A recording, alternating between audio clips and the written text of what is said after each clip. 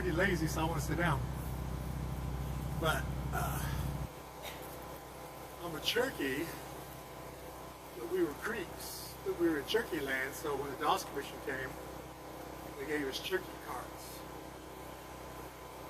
So we still taught Creek.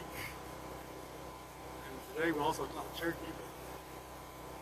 but like I say, we were Creeks first. I've got a series of stories, but today I was going to share building stories.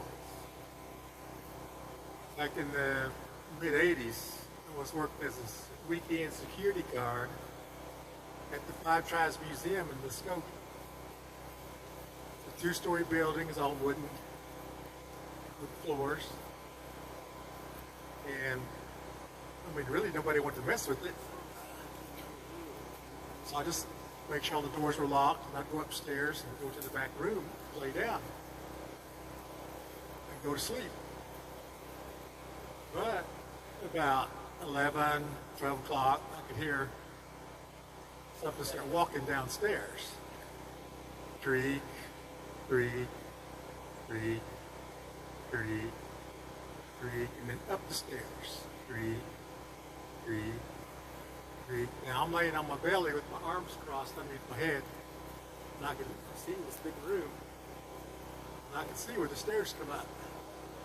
So it's going creak, creak, and I can see it. I mean, there's nothing there, but I can hear it. Creak, creak. Anyway, it comes all the way across the room, right to me. Creak, creak. So back then I was young, and I was like, I'm not running out of here.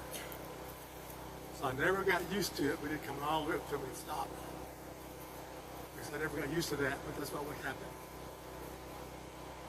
The next story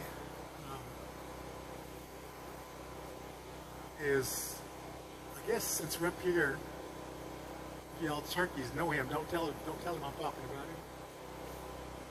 Joe Bird, back when he was chief, he got the painting, big old 4-foot acrylic painting from somebody from around Pryor area. And after 10 or so years, he donated it to that historical society, which is the museum, Tahlequah. Just a picture of an old man. So her name is Kathy Rostenere, and she was kind of a higher up worker. But it was a day off. The museum was not open, but she was at work. So she's upstairs behind the counter, behind the room. Anyway, she gets tired and she swivels in the back of her car. Back of her seat, facing the door. And she sees this old man walk across real slow. It finally dawned on her that there should be nobody here and everything's locked. How did he get in here? He wasn't moving very fast, and she thought, I'll catch him. So she goes out and looks down that hallway. Well, nobody there, but it's dark. So she said, well, he might have gone downstairs. I'll catch him on the stairwell. So she opens that door, looks down. Nobody there. It's all dark. She goes, well, I'm not going to check this out. So way later on, a couple months later, they're picking out paintings to put upstairs to display. They got big blankets on it. So when they pulled them off, one of those paintings was that old man that she saw walking the building. And that was her story.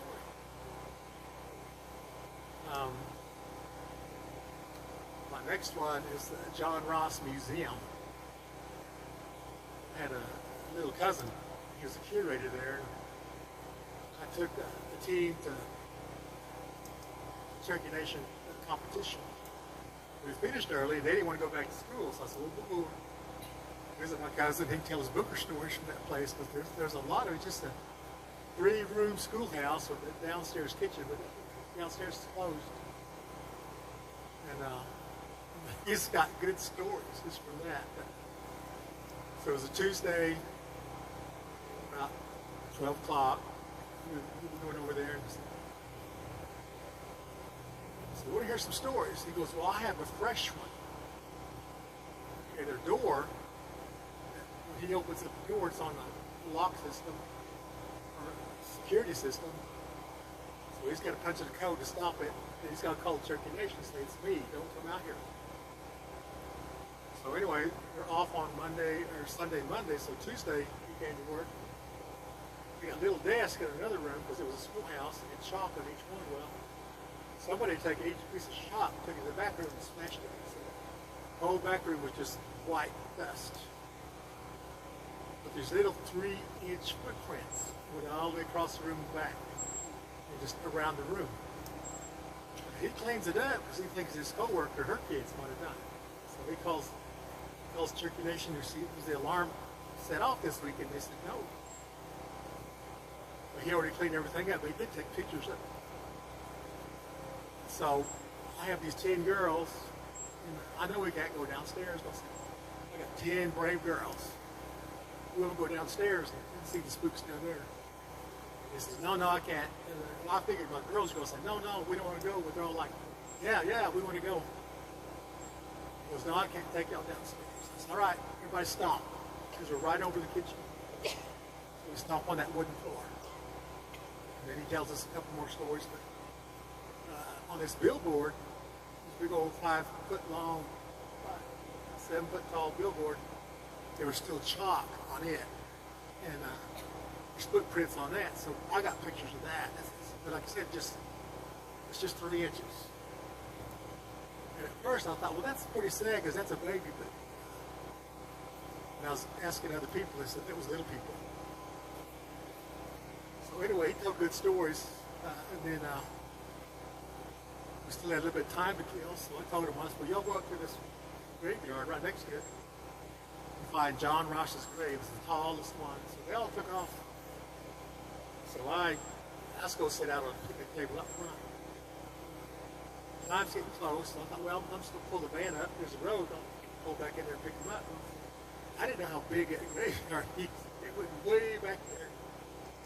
And all those girls were at that tall grave, so I drove all the way back there and picked them up. And he pulled out and left. So I called his mom after work and said, I talked to Justin today. She said, I know. He said, let me tell you the rest of the story. I said, okay. He said, after y'all left, the doorbell rings. He just thinks those girls need to use the restroom, but they're too shy to come in. So he lets a little time pass, and he goes to the door. Nobody there, but he thinks they're just jacking with him, run around the building. So a couple more minutes pass, and the doorbell rings again. So this time he gets up, well, he sees me walking across the yard as I'm going to the van to go pick those girls up. So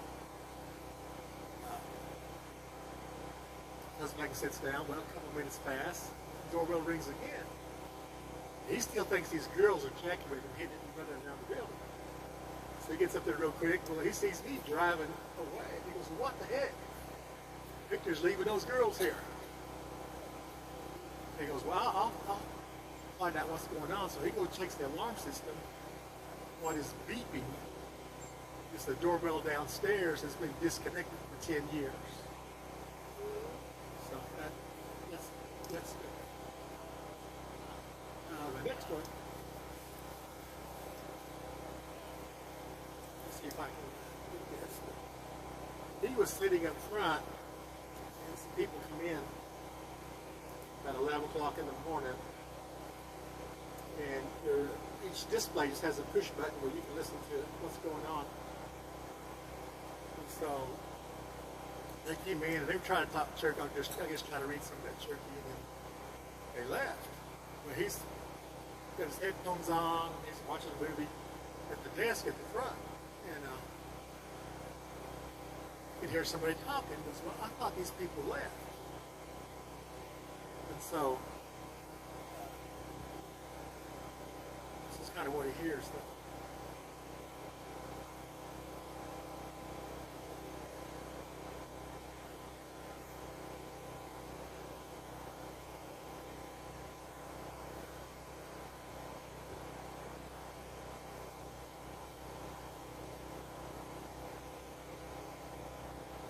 It ain't working now.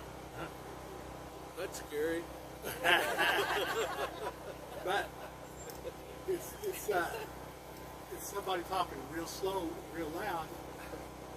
So anyway, he finally takes his headphones off and he can hear him talking. He turns his movie off and he walks through the two other rooms there. He's in the third room and they're talking. Well, he records the last 10 minutes of it. So he sent it to me. And for some reason, it won't play for y'all. It was pretty cool to listen to it talk, because he had talked for 5 minutes, but he finally decided to check it out. And he recorded the last 10 minutes of it. So my last story is, this happened 2 or 3 years ago at Marcoma Gym in Tahlequah. Those ladies who clean, they start cleaning about 11 o'clock at night. Well, after they clean a room, they turn the light out and go to the next room. Well, below the gym, there's a weight room. So they can hear the weights clinking and clinking, but it's all dark. So they just go to stairwell and yell, "Hey, you ain't supposed to be here. You need to come out." Nobody responds, so they get tired of it and they finally call it security. So security comes in there. His weights are clinking and clanking. They said the same thing, but they got their hands on their pistols. So, hey, you better start responding to us. Better quit. So when they turn the light on, there's nobody in that weight room. But the latest women heard it, and the cops heard it. So anyway, that Marcoma Gym looks like it's all the lights are on now, all night long. It looks like it's open now because they're not turning the lights out.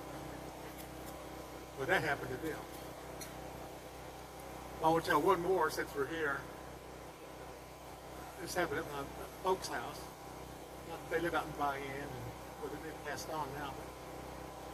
But they choose to live out in the dark. And they go to sleep though. And there's not a night light out. There's not a porch light. There's nothing. Just dark. Back then, the woods were close like this. So it was really dark, really black. Well, an owl came in his case, did that.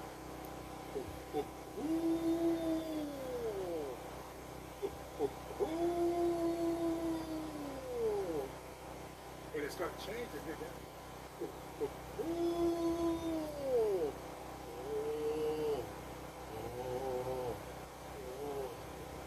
Continued like that. And start doing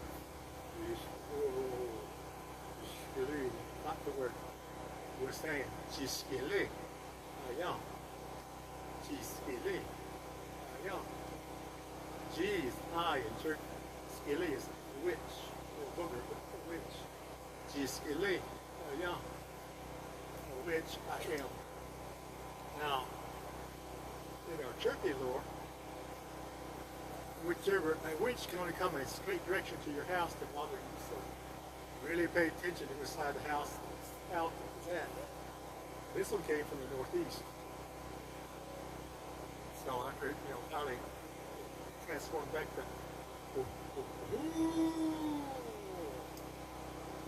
but next morning a real close relative of ours died. And then our Cherokee Lord was him. So we got a lot of stories like that. Okay. Good one. I got more, but I'll let someone else talk. Just drop some more. Just drop for some more. Get your blue tickets out. Run out.